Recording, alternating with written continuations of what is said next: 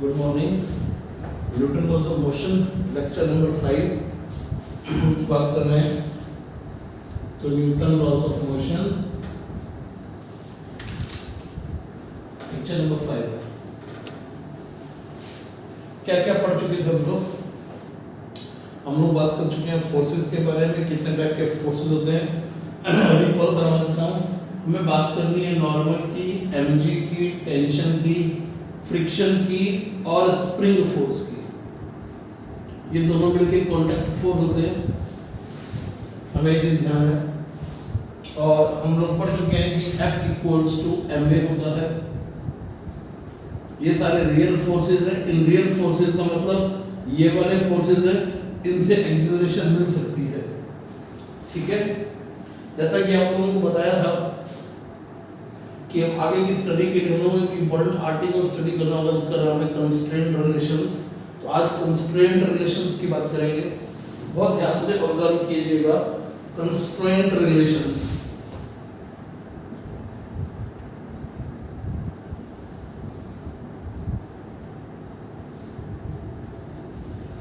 Constraint relations. अब constraint relations का क्या मतलब होता है? The mathematical condition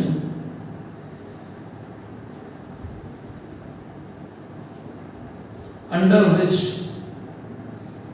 motion is taking place,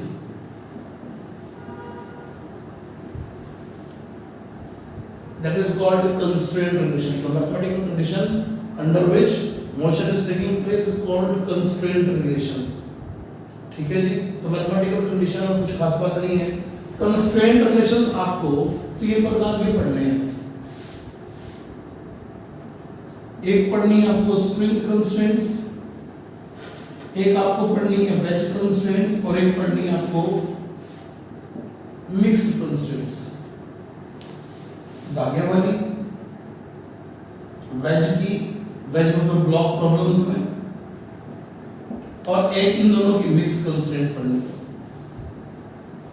ठीक है, सबसे पहले बात करेंगे स्ट्रिंग कंस्ट्रेंट्स की। आज स्ट्रिंग कंस्ट्रेंट को ही पूरा करेंगे इस लेक्चर में। बड़े आसान से डिस्कशन है, ध्यान से चेक कीजिएगा, ध्यान से चेक कीजिएगा। बात कर रहा हूं स्ट्रिंग कंस्ट्रेंट के बारे में।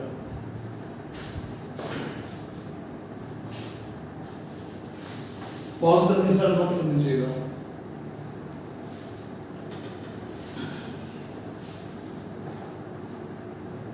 स्ट्रिंग या लोग एक ही बात है हमारे लिए।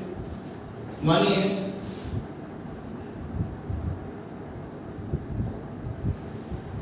स्ट्रिंग कंस्ट्रेंट की बात कर रहे हैं। स्ट्रिंग्स दो प्रकार की होती है बच्चों, इलास्टिक स्ट्रिंग्स और इनइलास्टिक स्ट्रिंग्स। इलास्टिक स्ट्रिंग का मतलब सबको समझ में आता है कि जो खिंच जाती हैं, जिनकी जो लेंथ होगी वो कांस्टेंट नहीं होगी, दैट कैन बी एक्सटेंडेबल। इसकी लेंथ कांस्टेंट नहीं रहेगी, इसका नेचर स्प्रिंग जैसा होगा। बस स्प्रिंग में खास बात क्या होती है कि स्प्रिंग जो होता है वो एक्सटेंड भी हो सकता है और कंप्रेस भी हो सकता है, जबकि इलास्टिक स्प्रिंग जो होती है दैट कैन ओनली एक्सटेंड। उसे आप कंप्रेस नहीं कर सकते, वो स्लैग कर जाएगी। ये रबड़ की बनी तार है, रबड़ है ये। अब रबड़ की तार है तो खींचोगे तो लंबी तो पक्का हो जाएगी, लेकिन इसकी इस नेचुरल्स को कम करने की कोशिश करोगे, दबाने की कोशिश करोगे तो ये स्लैग हो जाएगी। समझ में आ गई बात तुम सबको कि इलास्टिक स्प्रिंग और स्प्रिंग में क्या फर्क है? स्प्रिंग में क्या होता है, मान लो ये नेचुरल लेंथ इतनी है इस स्प्रिंग की, ये ना तो एक्सटेंडेड है ना कंप्रेस्ड है, तो आप इसको खींच के लंबा भी कर सकते हो और दबा के छोटा भी कर सकते हो। बात समझ में आ रही है? और इनइलास्टिक स्ट्रिंग कैसे होती है? जिसकी लेंथ कांस्टेंट हो। जिसकी लेंथ कांस्टेंट हो यानी चेंज इन लेंथ कितना होगा उसकी? 0 होगा।